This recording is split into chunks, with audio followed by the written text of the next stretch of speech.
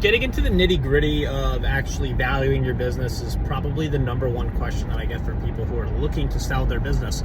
I work in Massachusetts as a business broker with small to medium-sized businesses. So that's everything from, your Main Street pizza parlor, coffee shop, gym, plumbing business, all the way up to the large multi-chain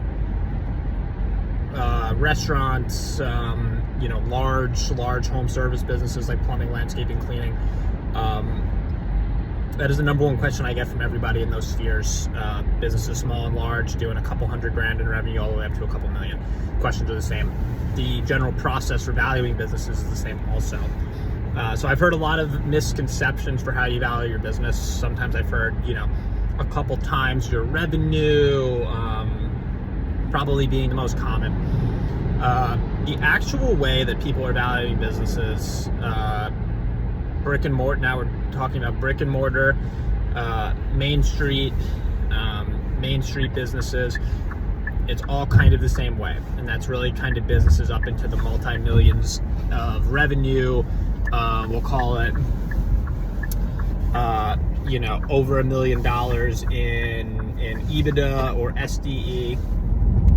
So that's what you're actually making. It's all generally done the same way. And I kind of gave it away a little bit. So what buyers are looking at is, for a business that they're looking to buy from you, the seller, is what they're going to actually be making upon completing the transaction.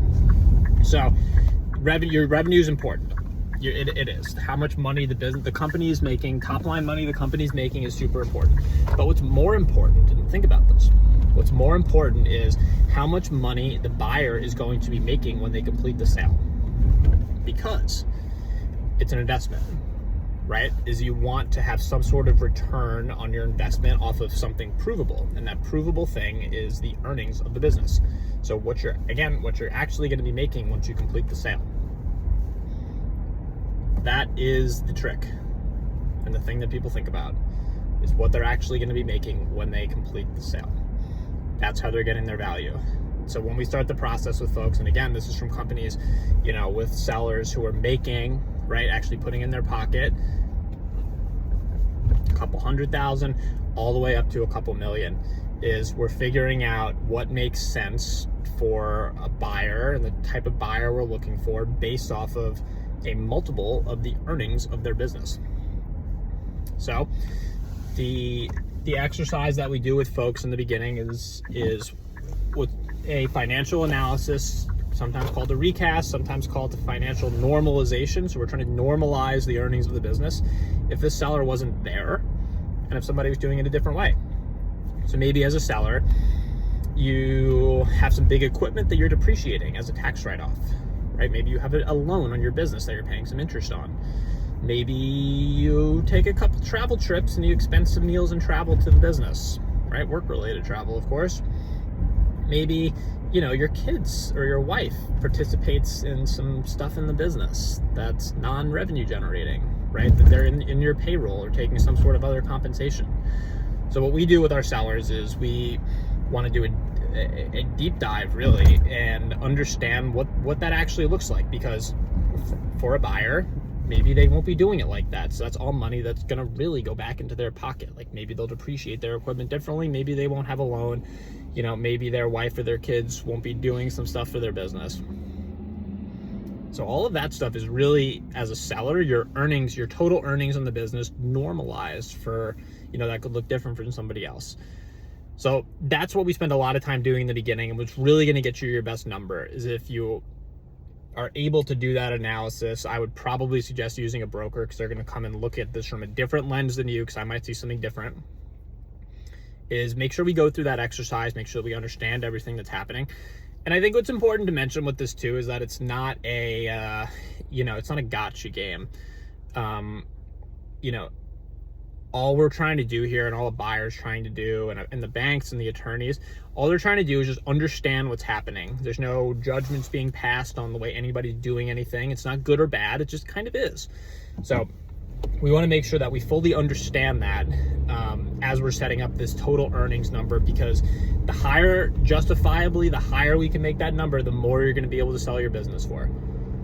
So once we have that number and we understand, we fully understand it, we then want to look at how you're running the business. Like, are you, as an owner, as a seller, maybe working 40 hours a week? Are you working 10 hours a week? Do you have a general manager?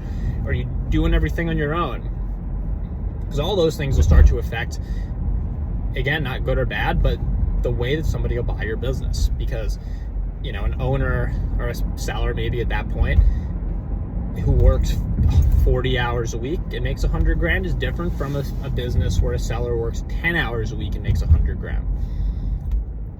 Depending on who the buyer is, that might be a more valuable business, and we might be able to sell that for more. But again, it just, we don't ask people, we don't even need people to change anything about the way that they're running their business, but it does have an impact on the way that we're going to talk about the business and to the buyer that we're looking for, who's the best buyer for your business. Because there's a lot of different ways we could talk about this. And again, I always say this, but value is perceptive and subjective based off of who we're talking to. Like, the value of something may be different depending on who we're talking to. Like, some people are just not a good fit for your business and they won't pay anything for it, even if it's a fantastic business. So we want to make sure that we can fully explain that to folks as we're going through this and help them understand why this is a valuable business for them. So once we have that number, that real earnings number, we are going to start to look at some of our market comparison tools. We're going to start to look at industry comps. We're going to start to look at the lendability of the business, of where someone's getting their money from and how they're going to pay themselves from the business, and also repay back the debt they're probably going to take. The SBA 7A loan is very popular right now. So if you're going to get an SBA loan from an SBA lender, they're going to look at the business's ability to service the debt.